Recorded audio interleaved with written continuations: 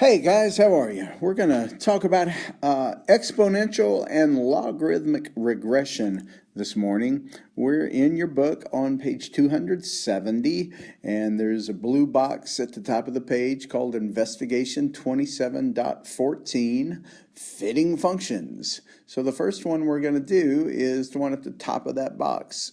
It talks about table 27.7 contains data collected on a drug in a person's bloodstream. And below the blue box, you'll see the table 27.7.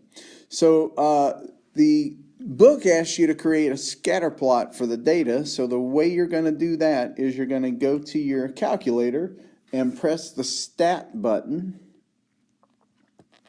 And then after you press the stat button, we are going to edit, and we're going to edit list 1 and list 2.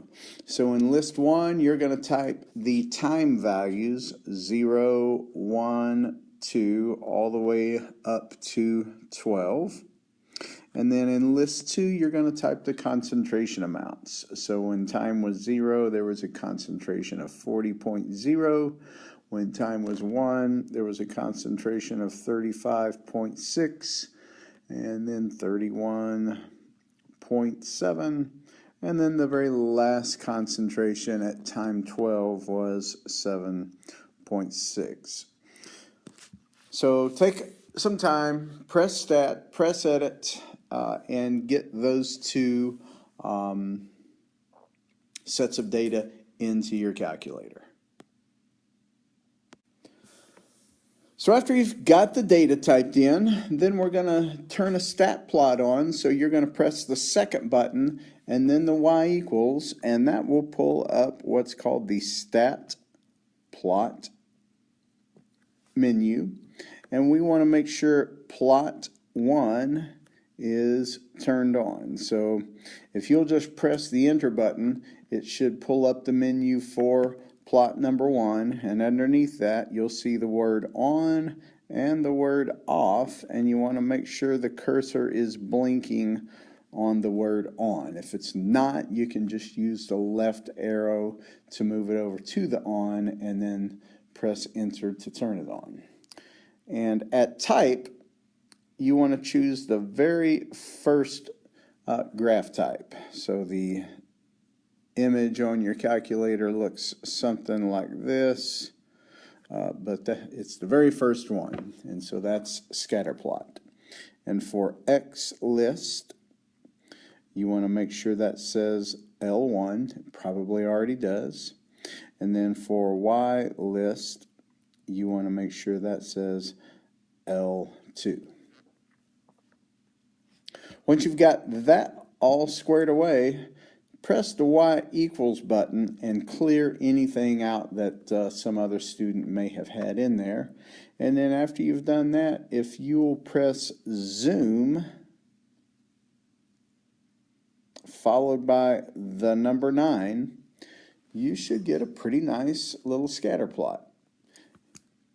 It ought to look something like this. I'm not going to use any scale on mine or even worry about the right number of points, but it's going to look something like that, some sort of decreasing function. So as far as part A goes, hey, we've created the scatter plot. Part B asks us to find an exponential regression function that fits these data. So to do that, you're going to press stat again. So press the stat button, and then after pressing the stat button, press the right arrow one time. Wow, that's a beautiful arrow. So the right arrow. And that highlights this menu called Calc. And if you'll use the down arrow quite a few times, you're going to go down to choice 0. It's right below choice 9. And choice 0 is called exp reg, and that stands for exponential regression. So if you press that, depending on your operating system, if if you have one of the older calculators, after you press exp reg, it'll just show exp reg. And as long as you put your X's in list 1 and your Y's in list 2, you just press enter. If you have the newer operating system, then use the down arrow a few times until you find the word calculate. And once you get that highlighted, press enter. And your calculator does a little thinking, and then the output on your calculator should look like this: y equals a times b to the x. And right underneath that, it tells you that a is about 41 and that b is about 0.875 or so. And then what you can do is press y equals and type that equation into y equals, press graph again, and then you should see a nice curve that fits your data pretty well. So we've got our scatter plot from part A, and in part B we were asked to find the regression equation. Sweet! All right, the next one we're going to do is the population in Beeville in thousands over the past 10 years. Today there are 39,000 families in Beeville, wherever that is. So table 27.8 gives us that data. And again, we want to start with list 1 and list 2. So list 1 will be the time in years, 1, 2, 3, so forth, and so on down to 10.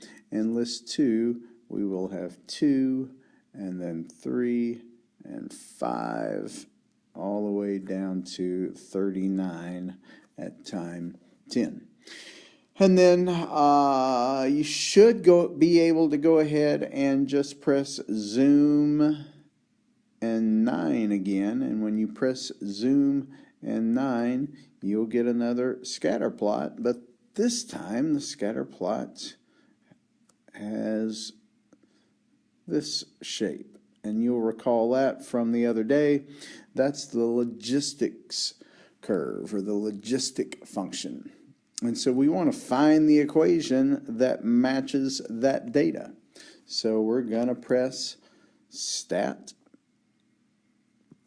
and then the right arrow, and then we're going to the easiest way to get there is pressing the up arrow a couple of times, and we're looking for choice B, which is logistic.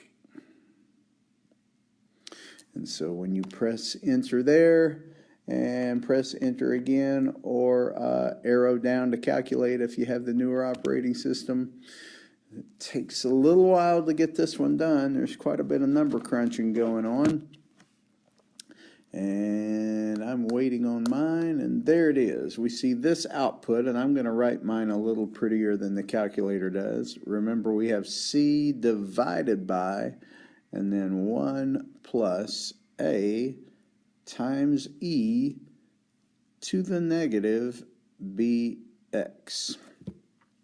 And then it tells you, or at least my calculator tells me, that A is about 47 point, I'm just going to round to 3, and B is about 0.614, and C appears to be about 43.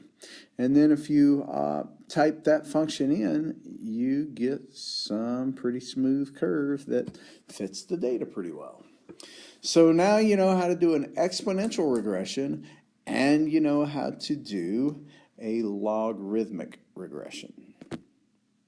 That's not right. You know how to do a logistic regression, the other L word. Okay, so for a little practice, let's go on page 274 to 277, and let's do problem 47, problem 56, and problem 59. Thursday we will review and probably have a quick little quiz, and then Friday we'll have us a little test.